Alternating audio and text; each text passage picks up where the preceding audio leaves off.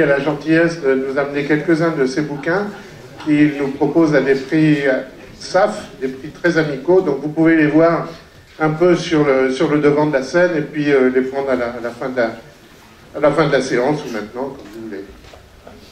Merci.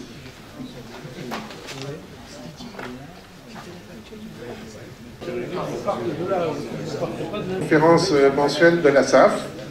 Le petit film que je vous ai mis là, c'est donc quand même l'événement du mois avec l'annonce de la mission Plante, de tout ce qu'on a sorti. Je pense que M. Halimi nous en parlera aussi un petit peu.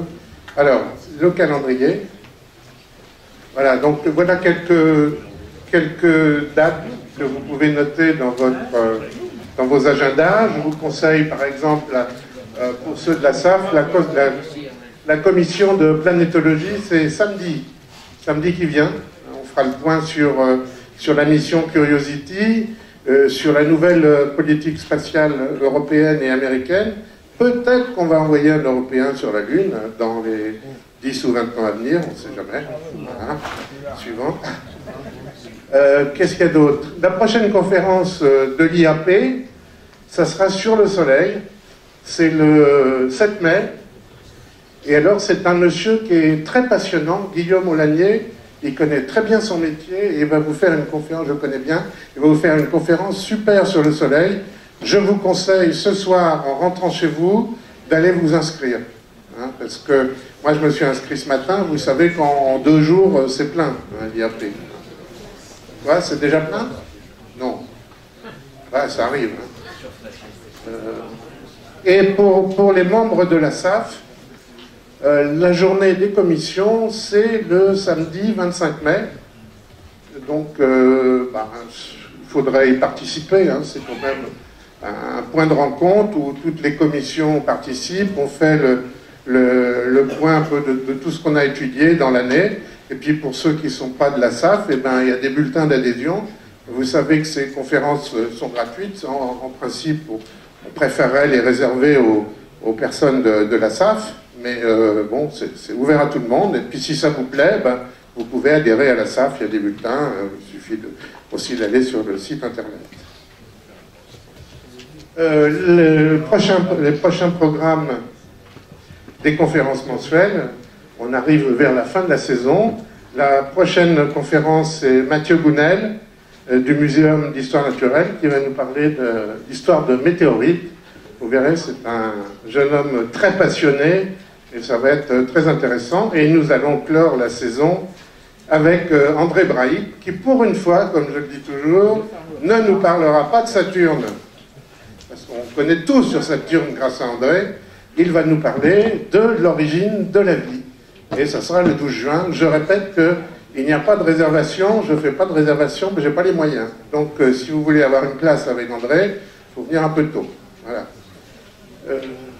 Ça, c'est la dernière conférence de Luminet. Elle est donc sur le site. Vous pouvez la télécharger et elle est aussi, grâce à notre ami, elle est en vidéo sur YouTube. Bon, je sais que l'adresse est un peu compliquée, mais vous la retrouvez sur le site facilement. Vous avez tous noté? Bravo. Voilà. Alors,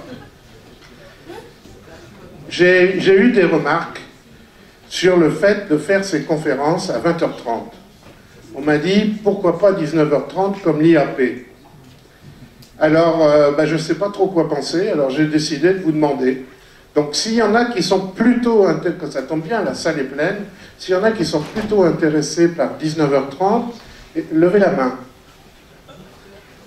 Qui est-ce qui peut compter un peu, regarder si c'est... Si ça va être... est-ce que ça veut dire que tous les autres, c'est 20h30? Bon, attendez, on va essayer de voir déjà. Daniel, tu comptes et tu ne triches pas. Ceux de 20h30, bon alors, j'ai pas fini là. Ceux de 20h30. 20h30 là maintenant. Ah, il y a plus nombreux, c'est les plus nombreux. Plus nombreux. Ok, bon, bah alors on maintient 20h30. Vous n'avez pas pitié de ceux qui rentrent en erreur, hein? Ouais. Alors, dernière petite annonce. Je vous ai parlé que je voulais organiser un voyage en Allemagne, à Prague, voir Kepler, Tycho, etc. j'y arrive pas. J'ai pas les moyens cette année, j'ai trop d'occupations. Par contre, je vais refaire, à la demande de beaucoup de personnes, je vais refaire un voyage au CERN, où on va pouvoir descendre dans le trou, et cette fois-ci, on va essayer de voir l'expérience Atlas. Je vous rappelle que la dernière fois, on avait vu l'expérience CMS. Le LHC est arrêté pour 2 ans, donc on a accès. Hein, donc je suis en train d'organiser ça, probablement la semaine 42, c'est-à-dire mi-octobre. Ça se passera sur 2 jours, on partira en car, il y aura une nuit à passer au guest house du CERN. Est-ce qu'il y a des gens, a priori, que ça intéresse? Bon, le car va être plein, d'accord. Donc, ceux que ça intéresse, vous voyez mon adresse, jpm@Planète Astronomie, sans aucun engagement, ils peuvent déjà me dire, ça m'intéresse pour une personne, pour 2 personnes, etc. Hein, je n'ai pas encore tous les détails, je ne sais pas encore exactement quel jour. Voilà. Je vous tiendrai au courant. Voilà les pirates de la SAF la dernière fois, quand on a été là-bas, on s'était éclaté quand même, c'était bien. Et alors, donc ce soir, on a la chance de recevoir Jean-Michel Halimi, du laboratoire du LUT, le laboratoire Univers et Théorie, et surtout responsable de, comment on dit, la mission Deus? Non, c'est pas une... Oui, Deus. Alors Deus, ça n'a rien à voir, ça n'a rien de religieux, hein. C'est plus technique. Dark Energy Universe Simulation. Monsieur Halimi a aussi organisé des séminaires super, qui sont le siècle d'Einstein en 2005, l'univers invisible en 2009. Comme je disais tout à l'heure, j'espère que vous préparez l'année Einstein en 2015, puisque 1915 était une année importante pour Albert Einstein. Alors, il nous présente aussi ce soir quelques-uns de ses ouvrages qui sont là, à des prix très intéressants, des prix SAF, il a été gentil. Et donc à la fin de l'exposé, si ça vous intéresse, d'abord vous pouvez les consulter, et il vous les dédicacera. Eh bien, je vais lui passer la parole.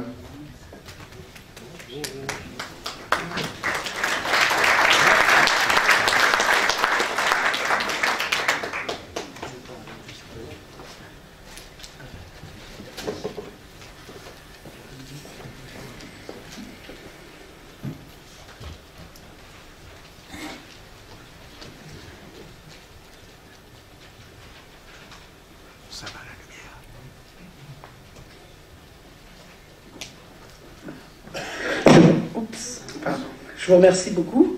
Bonsoir à tous. Je voulais d'abord remercier monsieur Jean-Pierre Martin et les gens qui ont pu aider à l'organisation de cette conférence. Je sais le travail exceptionnel que réalise monsieur Martin pour sensibiliser et satisfaire la curiosité, sensibiliser un certain nombre de personnes à des questions d'actualité de recherche scientifique et satisfaire la curiosité que, dans de multiples occasions, j'ai constaté être très grande sur des questions, et spécialement des questions de cosmologie. Donc ce soir, on va s'intéresser à un projet que nous avons sur une problématique cosmologique spécialement importante, qui s'articule assez bien avec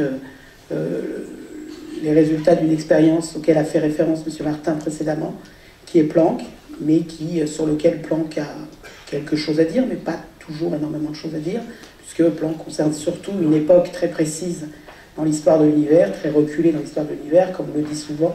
C'est la première image de l'histoire de l'univers dont on peut disposer, puisque c'est le moment dans l'histoire de l'univers, quel que soit le modèle qu'on a de cet univers, où la lumière, les photons se sont libérés de la matière qui pouvait l'emprisonner et nous est parvenue, et donc nous a donné cette image bébé, on la qualifie comme ceci, de l'univers.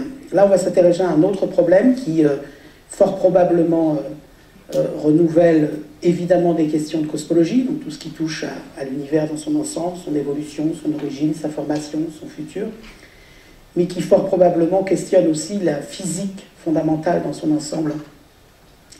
Et le projet que nous avons eu, qui a maintenant bien avancé, mais qui est encore en activité, et dont on envisage déjà des prolongements, des extensions, qui a consisté pour essayer de mieux comprendre cette composante qu'on appelle l'énergie noire, je vais évidemment y revenir, d'étudier la structuration de l'univers pour essayer de croiser ces deux grandes énigmes de la cosmologie que sont l'origine de l'univers que l'on observe aujourd'hui, d'un univers structuré où apparaissent des étoiles, des galaxies, des amas, des groupes de galaxies, des amas d'étoiles, des super amas d'étoiles répartis de façon très complexe, et le problème de la nature de l'énergie noire qui représenterait l'essentiel du contenu énergétique de l'univers, et même s'il n'est pas sous forme directement d'une énergie, qui détermine la nature de l'espace et du temps constituant cet univers. Donc en croisant ces deux problèmes, nous pouvons montrer, et ce sont des sujets de recherche très actifs aujourd'hui à travers plusieurs équipes à travers le monde, qu'on doit pouvoir enseigner l'un par l'autre, de chercher une signature de cette énergie noire sur la structuration de l'univers, ou inversement, l'empreinte de l'énergie noire sur la structuration de l'univers, ou inversement, chercher une signature spécifique dans l'univers qui est, entre guillemets, sous nos yeux, pour détecter la nature de cet univers.